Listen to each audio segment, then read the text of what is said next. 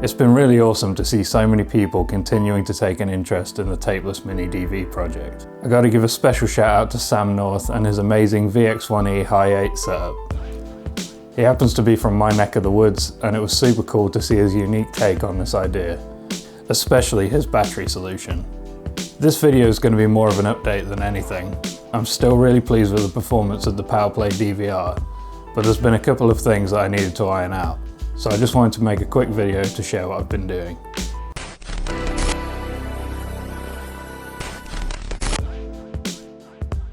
Firstly, there's the mounting solution. In part 2, I used a cable tie to bodge the goggle strap around my GL2's handle.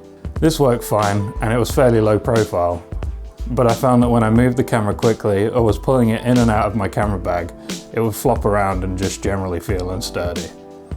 So I decided to fire up the 3D printer and see if I could come up with anything better. After hunting around Thingiverse, I found this universal mount design by ASCII_CH. It's basically the standard PowerPlay mount, but with a countersunk M3 cheese plate on the rear. I printed this and then I got to work designing a mount that could slide into the hot shoe and could also be screwed into these mounting points. As usual, I just borrowed from an existing design and added the base plate with the appropriate hole pattern in Tinkercad.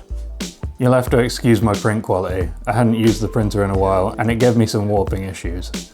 But looks aside, it's perfectly functional. I really like this design as it allows you to swap the mount for another if required. And you can also offset the mount for cameras that have an obstruction, like a microphone mount right next to the hot shoe. I couldn't find any short enough M3 bolts to suit this, so I just chopped the ends off with some side cutters and they're working great. My design also has a 1/4-20 mount in the base if you ever need to mount it to a tripod. I picked up these neat little threaded inserts as a more durable option, but I haven't got around to trying them yet. For now at least, the 3D printed thread is working fine. I also printed a cover for the PowerPlay screen. This one is just a design I found on Thingiverse by Cooks, which wouldn't be my first choice of username, but to each his own. Anyway, this just gives me some peace of mind when chucking the PowerPlay in my bag. I have no idea how durable the display is, but it's not coated in glass or anything, so this should definitely help. Next is the wire situation. You might remember in part 2 I spoke about not being able to push the 3.5mm jack all the way in, or the signal would break up. Well, it turns out that wasn't just me. So for everyone in the comments, I got to experimenting. First I tried a third-party 3.5 to 3.5mm AV cable. Unsurprisingly, this behaved the exact same way as the included cable. Then I tried a mini jack to RCA plugged into a female RCA to mini jack.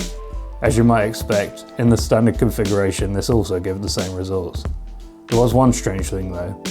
One of the 3.5mm jacks was longer than the other. I'm not really sure why or if this has any significance when it comes to compatibility, but it might be worth noting. Anyway, I gotta doff my hat to Brian in the comments section for figuring this out. But if you swap over the red and yellow connectors, hey presto, no more signal issues. This is especially good news if you're on a camera like the VX1000 with full-size connectors, as you should be able to just swap them straight over. But the dual adapter setup works great for the GL2, albeit a little bulkier than I would like. After learning about this, I thought I'd take my third-party mini jack cable, chop it up, swap the connections over. At the same time I can make it an appropriate length, and it should be a fairly simple soldering job. Well, for some reason this didn't work. I was getting a fuzzy, glitchy signal no matter what I tried. So I unsoldered my connections to expose the bare wire again, and started experimenting by connecting different wires with my fingers. I don't know if it's just this cable that's faulty, but no combination was working for me. I tried using one of the adapters and I found that by touching the correct contacts I could get a clear signal. So in the end I butchered this cable too, and wired it up in the correct order. This one worked as expected. I wish I could say why the other cable didn't work, but what can you do?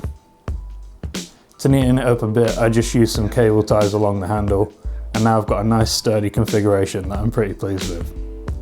As always, links to the parts used in the 3D printing files are in the description. Thanks for watching, hit subscribe to catch future updates to this project, and I'll see you all in the new year. Toodles.